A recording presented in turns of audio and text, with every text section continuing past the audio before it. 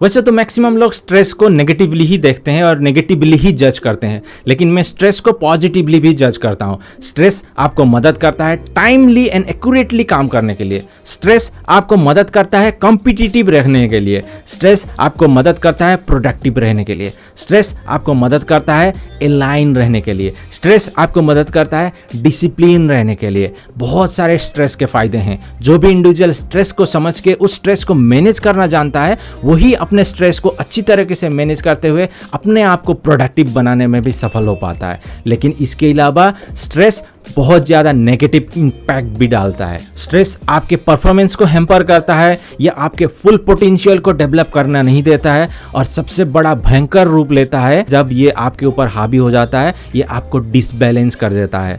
आप जो भी काम करना चाहो उसको कर ही नहीं पाओगे और अल्टीमेटली आप अपने फुल पोटेंशियल को एक्सप्लोर ही नहीं कर पाते हो। और अगर आप ज़्यादा से ज़्यादा स्ट्रेस फील करोगे और इसको आप ज़्यादा हावी होने दोगे तो ये आपके हेल्थ को भी ख़राब करेगा, आपको वेल्थ को भी ख़राब करेगा और अल्टीमेटली एंटायरली सारी चीज़ें ख़राब कर सकता है। सो आपको ये ध्यान देना जरूरी है कि किस तरीके से आप अपने स्ट्रेस को मैनेज कर पाओ।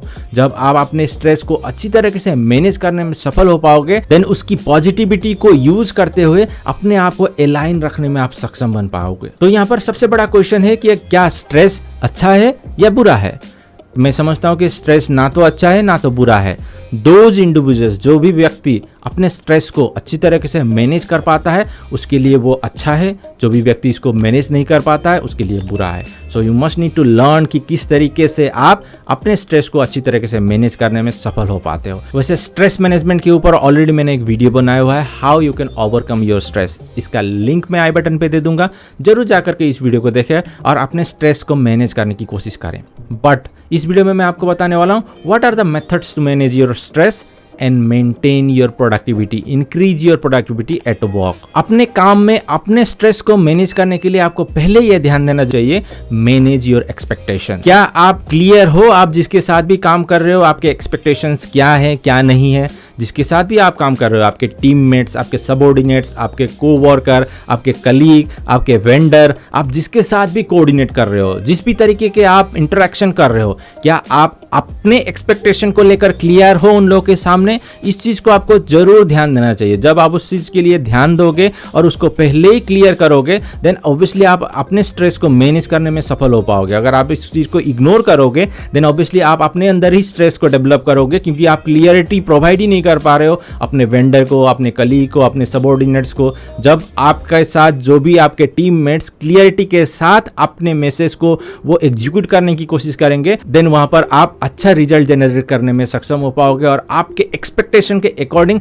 आप वहां से आउटकम भी लेने में सफल हो पाओगे। देन आपके काम में अपने स्ट्रेस को मैनेज करने के लिए आपको आपके कम्युनिकेशन को इफेक्टिवली रखना बहुत जरूरी है। आपको हमेशा यह ध्यान देना जरूरी है, रिटन के साथ साथ आपको वर्बल 1-to-1 कम्युनिकेशन करते हुए अपने कम्युनिकेशन को क्लियरली रखने की कोशिश करनी चाहिए। जब आप अपने कम्युनिकेशन को क्लियरिटी के साथ दूसरे के सामने रखोगे, देन आप दोनों तरफ क्लियरिटी को डेवलप कर पाओगे। जब आप दोनों तरफ क्लियरिटी को डेवलप करोगे, देन ऑब्वियसली आप जिस भी चीज को करने की कोशिश कर रहे हो उसको बेटर वे से करने में सफल हो पाओगे। सो नेक्स्ट टाइम से अपने काम में जिसके साथ भी आप कम्युनिकेट कर रहे हैं, क्लियरिटी के साथ अपने मैसेज को डिलीवर करने की कोशिश करें, कॉन्फिडेंस के साथ अपने मैसेज को डिलीवर करने की कोशिश करें। आपका एक्सपेक्टेशन क्या है उसको अपफ्रंट बता दें, आप क्या करने वाले हो उस रोल को लेकर उसको भी क्लियरली बता दें, ताकि दोनों में अच्छा कोऑर्डिनेशन बने और अपने आप को आप अच्छी तरीके से प्रोडक्टिव बनाने में सफल बन पाओ। देन थर्ड चीज, अपने स्ट्रेस को आप मैनेज कर सकते हो अपने काम में, आपको अपना कंट्रोल दूसरों को देने की कोशिश करनी चाहिए। क्या आप ऐसे पर्सन तो नहीं हो कि आप जो भी काम कर रहे हो उसको क्या आप ही अच्छी तरीके से करते हो, उसके बारे में ही हमेशा सोचते रहते हो और आप सोचते हो कि दूसरा व्यक्ति कोई भी उस काम को कर ही नहीं पाएगा,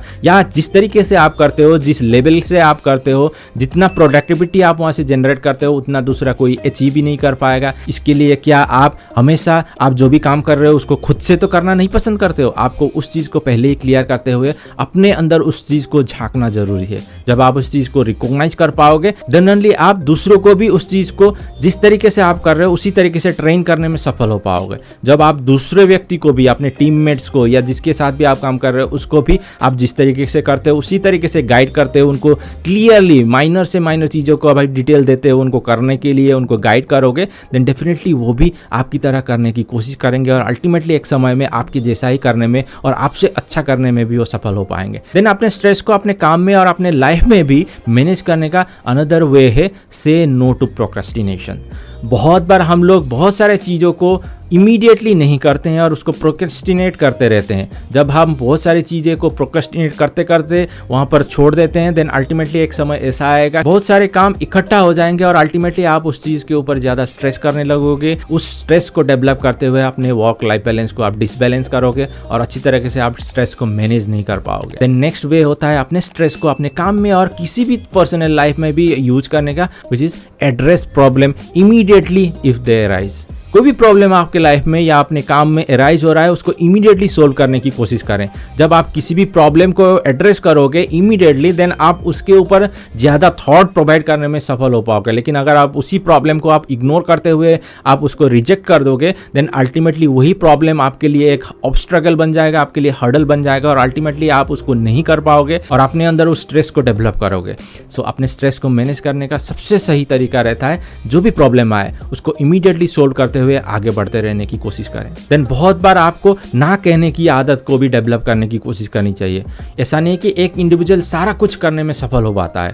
आप जिस भी रोल के लिए बने हो, जिस भी रेस्पॉन्सिबिलिटी को आप परफॉर्म कर रहे हो, उसके अलाइन जो भी काम आपके लिए आता है उसी काम को करने की कोशिश करें। उसके अलावा किसी भी चीज़ को करते हुए अपने अंदर उस स्ट्रेस को डेवलप ना करें। जब आप इनिशियली कोई भी सुपरवाइजर आपको किसी भी तरीके के काम को आपको असाइन कर रहा है उसको इमीडिएटली क्लियरली उसको अपफ्रंट ना कहें, लेकिन ज़रूर हाँ जिस भी काम को आप ना कर रहे हो या मना कर रहे हो उसके लिए सॉलिड रीज़न, आप किस लिए उसको नहीं करना चाहते हो या आपके पास ऑलरेडी बहुत सारे काम है, तो उन सारी चीज़ों को भी एड्रेस करते हुए उसको रखने की कोशिश करें। जब आप क्लियरिटी के साथ अपने कम्युनिकेशन को इफेक्टिवली रखने की कोशिश करोगे, देन सामने वाला अपने कम्युनिकेशन को अच्छी तरीके से रिकॉग्नाइज कर पाएगा। लेकिन अगर आप उसको ना करते हुए इसको एक्सेप्ट करोगे और करने के लिए बोलोगे और उसको टाइमली डिलीवर नहीं कर पाओगे, देन ऑब्वियसली आपको उसके लिए भी कुछ कंसिक्वेंसेस झेलने पड़ेंगे। So you must need to remember, you must need to alert, you must need to be active, then only you will be able to maintain your productivity, then only you will be able to maintain your work life balance and ultimately आप अपने अंदर उस freedom को भी और उस happiness को भी फील कर पाओगे जिसके कारण आप अपने लाइफ को अच्छी तरीके से लीड करने में सफल बन पाओ। अगर वीडियो अच्छा लगा है तो जरूर लाइक करें और शेयर करें अपने फैमिली एंड फ्रेंड्स के साथ। अभी तक आपने मेरे चैनल को सब्सक्राइब नहीं किया, अगर आप नए हो इस चैनल में तो जरूर सब्सक्राइब करें और बेल आइकन को भी दबाना ना भूलें ताकि इस तरह की वीडियो आपसे मिस ना हो। आपके समय के लिए और वीडियो देखने के लिए धन्यवाद। मिलते हैं नेक्स्ट नए वीडियो पे।